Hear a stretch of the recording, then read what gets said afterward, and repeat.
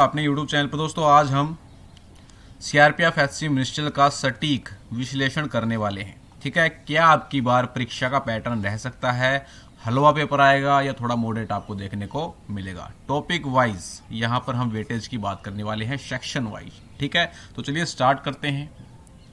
दोस्तों अगर आप प्रैक्टिस सेट परचेज करना चाहते हैं सीआरपीएफ एससी मिनिस्ट्रियल के, तो आप डाउनलोड कर सकते हैं रैंकर साइट की एप्लीकेशन को, डेमो लगाओ। अगर आपको अच्छे लगे तो ही आप परचेज करो। 15 तारीख से पहले पहले ये टेस्ट सीरीज आपकी कंप्लीट कर दी जाएगी।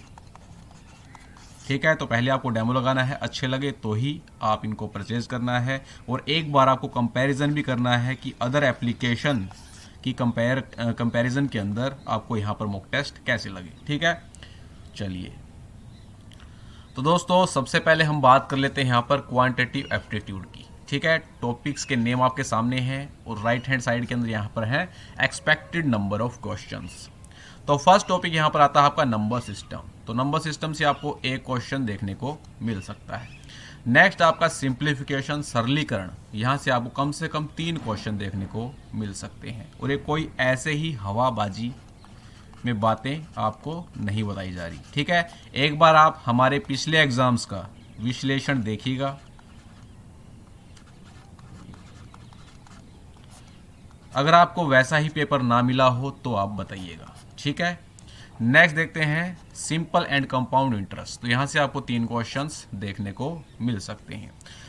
अगला चैप्टर है आपका मेंसुरेशन। तो ये भी आपको करना है, कम से कम 2 क्वेश्चन देखने को मिल सकते हैं। टीसीएस एग्जाम ले रहा है तो मेंसुरेशन से क्वेश्चन तो आपको देखने को मिलेंगे ही मिलेंगे। लेकिन 2016 वाली भर्ती के अंदर मेंसुरेशन से क्वेश्चन नहीं थे, मैंने खुद दिया था, क्रैक किया था। नेक्स्ट आता है आपका रेशियो एंड प्रोपोर्शन। तो यहाँ से 2 क्वेश्चन कम से कम आपको देखने को मिलेंगे। नेक्स्ट आपका परसेंटेज, तो 3 क्वेश्चन देखने को मिलेंगे। नेक्स्ट चैप्टर है प्रॉफिट लॉस एंड डिस्काउंट। तीनों कंबाइन कर दिए मैंने यहाँ पर, दोनों कंबाइन कर दिए सॉरी। तो 3 क्वेश्चन यहाँ पर कम से कम आपको देखने को मिलेंगे।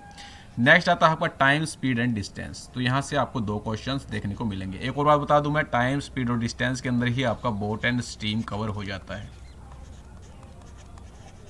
नाव और धारा। ठीक है, तो यहाँ से आपको 2 क्वेश्चन देखने को कम से कम मिलेंगे।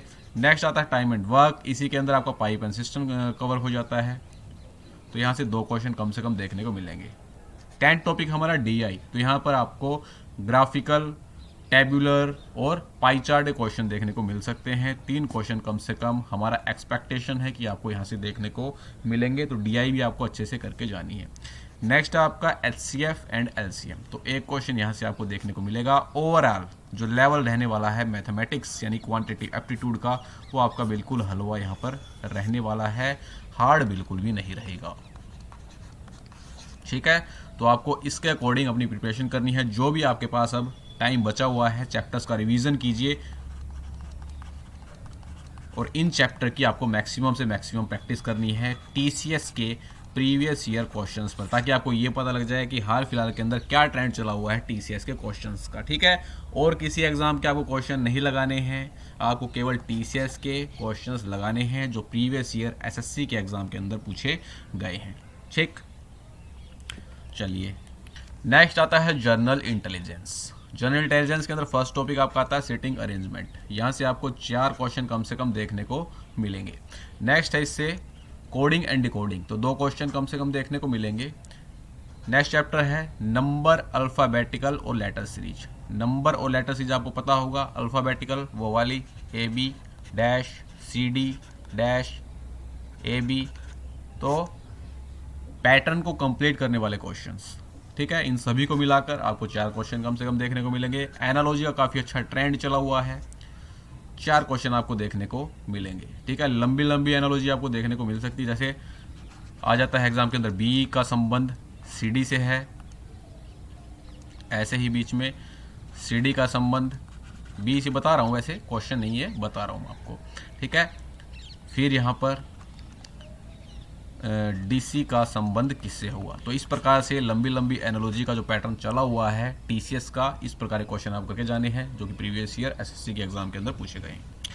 नेक्स्ट आता है ओड वन आउट। तो नंबर्स के अंदर भी आपका ओड वन आउट हो सकता है, वर्ड्स के अंदर भी आपका ओड वन आउट हो सकता है।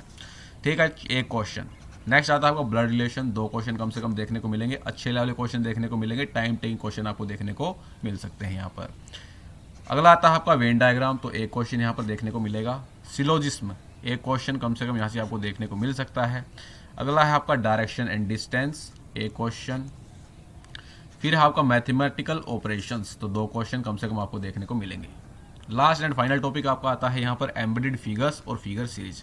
ठीक है, मिसिंग फिगर्स मिसिंग फिगर आपको सिलेक्ट करना और फिगर एम्बेडेड सिलेक्ट करना। ठीक है, तो इससे आपको कम से कम 3 क्वेश्चन देखने को मिलेंगे। ओवरऑल लेवल की बात करें तो यहाँ पर आपको लेवल जो रहेगा वो इजी टू मॉडरेट देखने को मिलेगा। ठीक है, क्वेश्चन तो सारे आपसे बन जाएंगे, लेकिन आपको उनको टाइम के अंदर बनाना है, इसीलिए वो थोड़ा सा मॉडरेट हो जाएगा। बाकी रीजनिंग वगैरह किसी को भी हार्ड नहीं लगती है।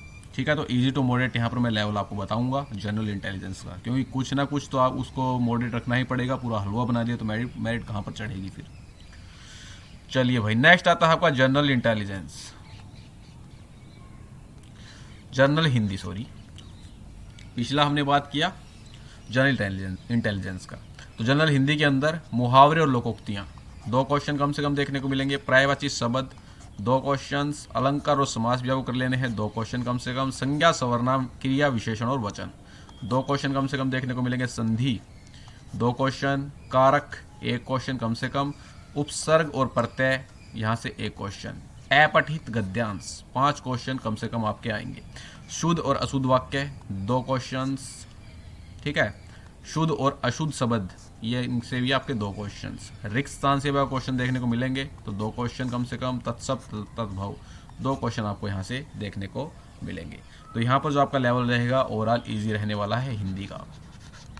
ठीक है, तो ये सारे टॉपिक हैं। एक्सपेक्टेड नंबर ऑफ क्वेश्चंस मैंने चैप्टर वाइज आपको बता दिए।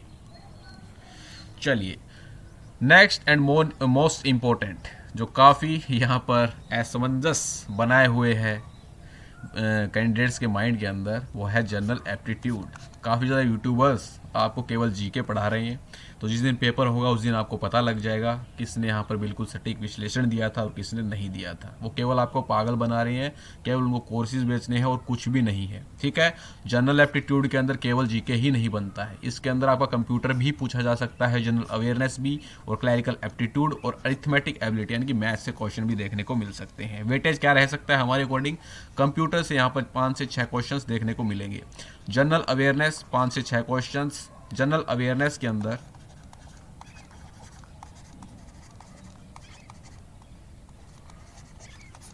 आपको लास्ट 6 मंथ का करंट अफेयर्स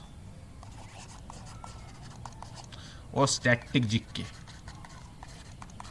ये जरूर करके जानी है, एग्जाम में यहाँ से क्वेश्चन मिल सकते हैं। ठीक है, नेक्स्ट इससे आता है आपका क्लैरिकल एप्टीट्यूड, तो यहाँ से आपको 13 से 14 कम से कम क्वेश्चन देखने को मिलेंगे। टॉपिक्स आपको पता ही है क्लैरिकल एप्टीट्यूड के अंदर कौन कौन से टॉपिक होते हैं आपके। ठीक है, जैसे एड्रेस मैचिंग हो गया, ठीक, और आपकी एड्रेस मैचिंग हो गया, और कोई सिंबल वगैरह की आपको सीरीज दे दी जाएगी, उसमें बोल दिया जाएगा इनमें से ओड वन आउट कौन सी है। तो इस प्रकार के क्वेश्चन आपके क्लैरिकल एप्टीट्यूड के अंदर बनते हैं। ठीक, नेक्स्ट है इससे अरिथमेटिक एबिलिटी, यहाँ से आपको 2 से 3 क्वेश्चन देखने को मिल सकते हैं, या तो कोई एज का क्वेश्चन आपको इसके अंदर देखने को मिलेगा, कोई परसेंटेज वगैरह का।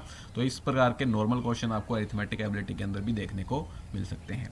ओवरऑल लेवल की बात करें तो यहाँ पर आपको लेवल जो देखने को मिल सकता है वो रहेगा इजी टू मॉडरेट, और कंप्यूटर के अंदर MS ऑफिस थोड़ा सा देख कर जाइएगा, क्योंकि शॉर्टकट की से वहाँ से क्वेश्चन बन सकते हैं, क्योंकि आपको कल को क्लैरिकल वर्क करना है, तो शॉर्टकट कीज़ भी आपको अच्छे से आनी चाहिए। मैं आपको यही प्रीफर करूंगा कि कम से कम आपको दिल्ली पुलिस HCM प्लस में DPCT कांस्टेबल में आए हुए क्वेश्चन करके चले जाइए, ताकि अगर कंप्यूटर से इससे ज़्यादा भी क्वेश्चन आए तब आप उनको इजीली टैकल कर पाओ। ये मत करना कि कंप्यूटर आपने बिल्कुल ही नहीं किया तो गच्चा भी खा सकते हो। 10 क्वेश्चन भी कंप्यूटर के यहाँ से पूछ सकता है, जहाँ तक मेरा अनुमान है। ठीक है, तो यहाँ पर मैंने मिनिमम लिए हैं 5 से 6 क्वेश्चन आपको कंप्यूटर के देखने को मिल सकते हैं। और दोस्तों, मैं कोई भगवान नहीं हूँ कि मैंने जो बोल दिया वो बिल्कुल लोहे की लकीर है। ठीक है, ये सारी एक्सपेक्टेशन होती हैं।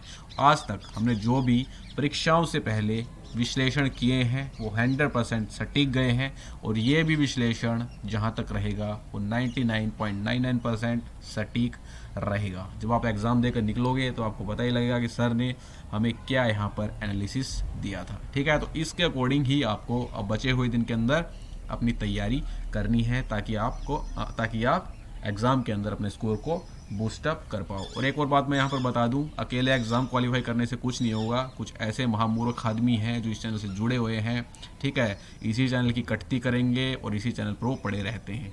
क्यों? क्योंकि उनको इन्फॉर्मेशन मिलती रहती है। तो ऐसे लोगों से हमें कोई भी यहाँ पर इफ़ेक्ट नहीं पड़ता है, ठीक है, नेगलेक्ट हैं वो। तो आप लोग क्या कर सकते हो, टाइपिंग की भी अपनी साथ साथ प्रिपरेशन करते रहिए। ये मत करिए कि एग्ज़ाम की प्रिपरेशन कर रहे हो। पिछली बार पूरे दिन के अंदर मैं आपको बता दूं, मेरे वाले जिस दिन मेरी टाइपिंग थी उस दिन 3 कैंडिडेट ही पास हुए थे। अब की बार लगा लो, दुगने लगा लो, 6 कैंडिडेट लगा लो। अब की बार जो एक्सपेक्टेड है, पूरे दिन के अंदर 6 ही कैंडिडेट पास हो पाएंगे। क्यों? क्योंकि बैक स्पेस यहाँ पर ऑफ रहता है।